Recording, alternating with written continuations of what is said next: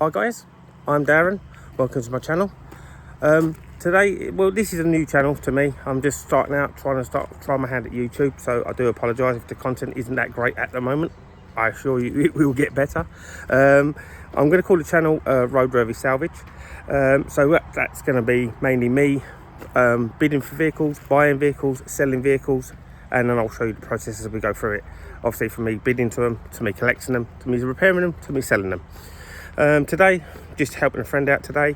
We've got a lovely XK Jaguar supercharged that he's had for a while, that we're going to fit a battery to. It's been having some battery issues. We've also done an alternator on the van just behind me, right there, which I'll show you as well. We've done an alternator on that this morning. Yeah, so let's get into it. So this is where the battery's going. Obviously, we've already taken the cover off. We've removed the cover. First things first, we're going to grab some tools and then let's get this battery into the hole. Right guys, so we've got our tools. Obviously I'm using my normal 10 ratchet set. Usually I will show you our unit. We have got a unit that we're going to be using to make our videos and do our content. That is back at where I live. So today we've just got my little travel kit that I keep in my car to get this battery done. So without further ado, I'll set you up. I'll get this on a time lapse. I'm sure you see many people change batteries, and then yeah, we'll pick up after that.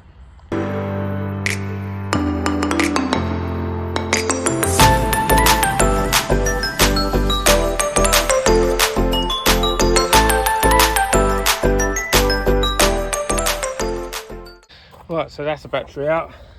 We have just got a little pipe here, a breather pipe. We've got to take that off the side of this battery. Obviously, always make sure you remove these. Did you hear the gas? Get a little bit of gas from the battery coming out there.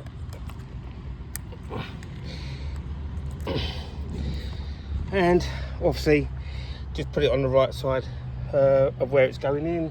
So our one is on this side.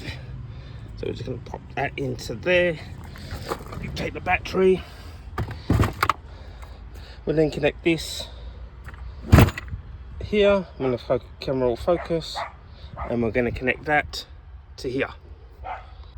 Right, so we're just going to get this into here. Just loosen this off. Don't just take it the whole way.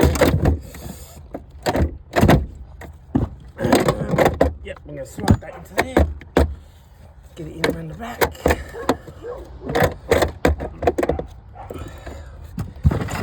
Bear with me 1 second.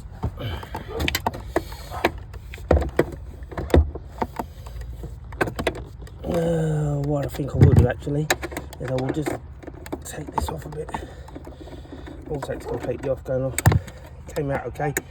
This doesn't seem to go back in. You've got a cable, a little bracket there, so make sure obviously you put your brackets back on. So keep your loom nice and tidy. And that's it. So I'm going to slip you back onto time lapse, and then we'll get this back together. We've got a little bit of life coming back into the vehicle now.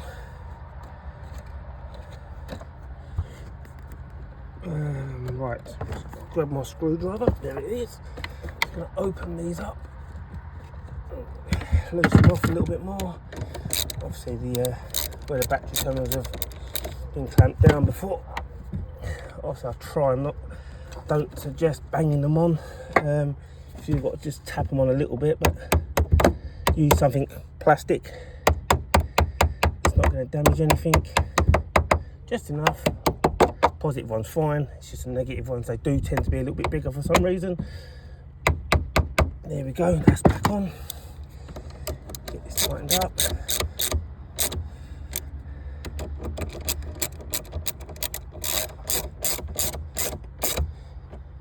And we just got this like rear support bar to go back in, which I took off camera, or I might have done it on time lapse actually. Let's get this back in there. Just push the carpet back, slide it in. 4 10mm bolts. Hold that in. Nice and simple. And we just got 2 more Torx bolts. Which are T40s. these ones here to go here and here.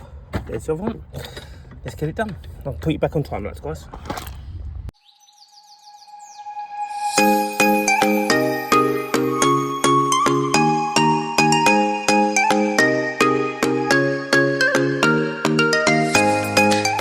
Right guys, I'm just going to pop into the barn. I'm going to get the cover. We're going to reinstall the cover over the battery, and then, as I say, I'll tell you a bit more about my background, what I've done previously job wise as in the motor trade, and currently what I'm doing now. Right guys, so here we go. We've got the cover. Obviously we've got our clips, threads to put back in. So let's just get this into here. This is where I've got the camera in my hand. We know it's not good now. I've checked the auto, hence why you can see the multimeter there. Right, so you have got one here that's got no thread on it. That one's going there, which is quite self-explanatory when it wants to go in. There we go. Bit fiddly. And then obviously the rest we just got to go in there. One there, we've got one there, and then we've got one there. I'm going to get them in, and then I'll catch back up with you guys. So there we go, everything back in, all my tools away. Make sure my tools are always put away nicely. Love my Tang sets, Tang tools. If you're watching, as the channel grows, if you would like to sponsor us, we'd be grateful. Do love your tools. So yeah, let's get it started up. Right, so guys, here we go. Big start up, as I say. Nice car. I do like this car. Right, let's give it a go.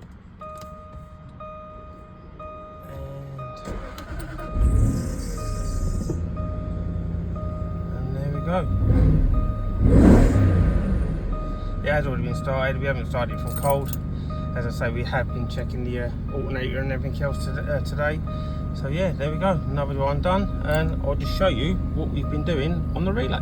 So the relay this morning, obviously, I knew this was a job I was going to have to do because a couple of weeks ago I checked the alternator and the alternator was not charging. So I'll quickly show you what we've done. So as you can see down in the depths there, we fit a nice new Hella alternator. Obviously not OE because OE is Valio, but yeah, that's all in, all charging, belt's all good, and everything is all good and charging. So guys, I did say I'd touch on what I'd done within the trade. I started in the trade when I was 11 as a Saturday job. I was a tyre fitter back in Kent. I've worked for the guy I'm doing the cars for today for 20 years on and off. We was a Triumph specialist. We refurbished, repaired. Yeah, we was probably one of the biggest in London at the time. And we still got a couple of cars here that I look after for him. One is actually a Triumph TR2 and the other's a common van, which we whole bay swapped. We also done a overdrive conversion to it, so it's got overdrive gearbox in it, which I'll show you in a minute. It also has been tuned. It's got cam. It's had loads done to it. I'll get in there in a minute and I'll show you. We're actually doing some diff work on that at the moment, which I'm not looking forward to putting back together because we took it apart a while ago now, quite a while ago. So what I'll do is I'll get cleared up out here. We'll get into there and into there, and we'll show you what we've got. Also, while I remember, when I started to jag up, I just reviewed the footage. I do believe I saw a brake fluid light coming up. So what I'm actually going to do is have a quick look at this first, then tidy up, and then we'll get into the barns. Bear with me 1 second. So, there we go. Found the brake reservoir. Let's see what it's like. Seems to be enough in it. It's literally just below the maximum even. So let's get a little bit of dot 4 and stick a little bit of dot 4 in there. So here we go, we've got some dot 4. I am going to suggest that we do a brake fluid change in this because it doesn't look like it's been changed in a while. So let's very carefully get some of this in here. Try our best not to overfill it, and to pour this and not spill it and look like a wally on camera. There we go. And that's it, that's all we need. We're up to level there now. Right, we're going to put the cap back on this. We're going to put the cover back on, and we're going to see if the light's gone out. So right, let's get this cover back on here. He does have other people when I can't get here to look after the car. That's why this looks like this, which I will rectify at some point for him. And then yeah, typical Land Rover style, and Jaguar style, let's get these horrible clips back in that don't do much at all. There is one missing, as I say. Other people have been working on this vehicle. There we go. Let's get her, let's switch her off, and then see if he comes back on. 1 second. Oh, right, let's switch it off. Find the brake, and then let's see if the light's gone away. Ignition on. It was coming up as a warning. Yep, that's that gone away. Oh no, it did say brake fluid low again, so I'm assuming that always comes up. That always comes up. So let me just see if that does that again then, because I have just topped that up as you saw. So we might have a problem. Yeah, I think we're going to have a problem with the sensor in the reservoir, guys. So I'll speak to him. I'll get him to get one of those ordered, and maybe we'll do a video on me fitting that as well. Right, guys. So here is the Triumph. I'm sure I said earlier it was a TR2. I was actually not thinking it's a TR3. As I say, it's not going to be everyone's cup of tea. We've done a hell of a lot of work on this over the years. As I say, when we got it, all the bits that were basically grey were no longer here. It wasn't on wheels. We just received it with no wheels, no calipers. There was nothing on it, basically, no braking system. As I say, we was a breaker, so we would get vehicles, believe it or not, back then like this in. She's very clean. I have tried to start it so I could film it for you guys, but unfortunately the battery's flat. Let's get a booster on it. Let's get a booster on it, see if it'll start. It is a bit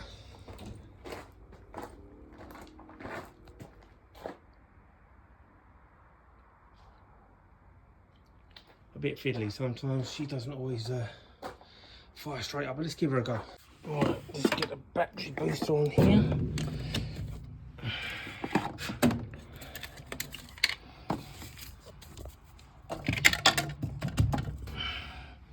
Have we got charge? Enough to start this, I would have thought. Right, let's give her a start. Hopefully. We've got choke. Power's on. And the camera will focus. There we go.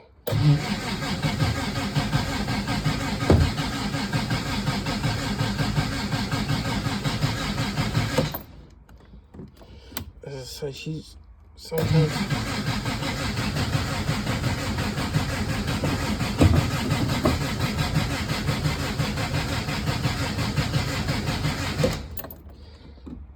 a bit more choke.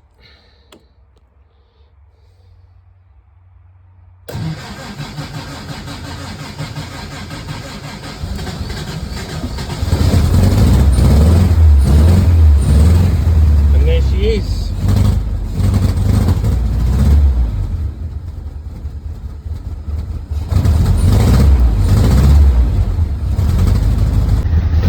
Sometimes it takes a bit of a while to spring back into life. It's been sitting for about a month now, so it hasn't really started within a month. But yeah, she is cold, but she doesn't like choke here. She does like strong rich. And there she sits, idling away. Let's get under the bonnet.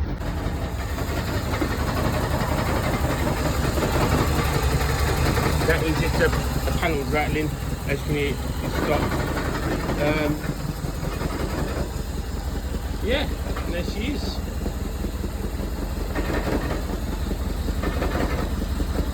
It's actually the bumper that's rattling. And the front panel. There we go. And she runs lovely. Right, let's just get her switched off. As I say, for what these engines are, you know, she does run well. She does run well. She's cold. You know, we just woken up after a month, and then she started straight up. Good old car. So again, the Comma, it's one of those vehicles. It's not going to be everyone's cup of tea. My friend likes his rat rods. He likes them to look, I don't know, different, I suppose.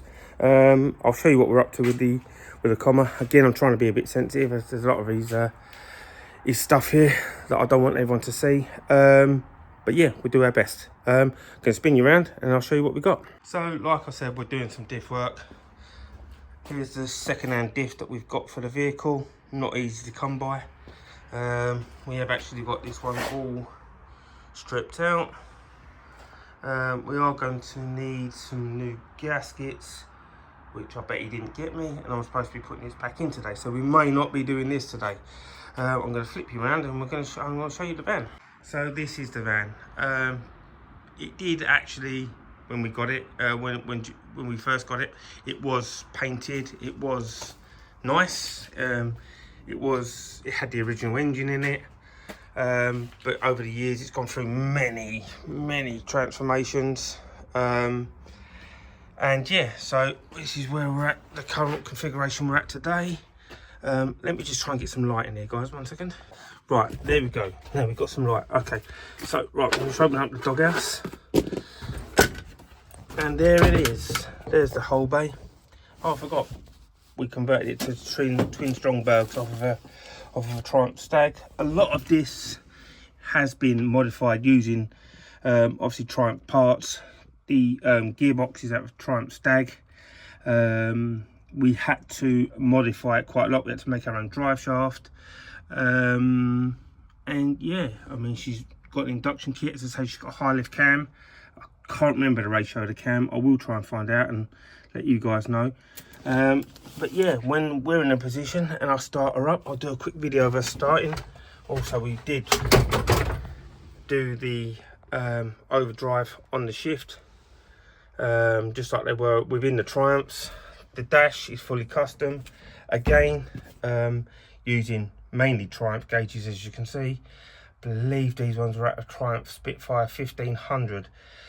We did use the Speedo drive, so it was kind of accurate. We did run it with our GPSs back in the day, but how thingy they were, and as I say, it is a camper and it is a work in progress, which we will eventually get. And if it's okay with the owner, I'll bring it to the channel. I'll do a video and we'll go for a drive in it and we'll get it running. Right, guys, I'm pretty sure that we haven't got the gaskets for the Comma today. So I was going to film that, but I think we'll wrap it up here. As I say, the content will get better. I do apologise if this one is a little bit grainy, a little bit. I'm filming it off my phone. It was just preempted. I just picked up the phone and just thought, I've got to start the journey somewhere. Let's start it now. So I've picked the phone up. I've done this video. Hopefully you all like it. Hit the like button, subscribe down below. I do want to get this channel up there. You know, my inspiration is Matt Armstrong, SALVAGE, Alex from Legit Street Cars, Derek from Vice Grip Garage. You know, all the greats. So they're my inspiration to pick up the phone and to do this. You know, anyone can do this. If I can do it, you can do it. You know, I want to do something for you guys, bring you guys some decent content, and put myself out there, bring myself out of my comfort zone, and do this. So yeah, guys, hit the like button, subscribe, and then let's see if we can build this channel and get this channel as nice and as big as all of those names I mentioned. Have a good day, guys. Speak to you later. Bye.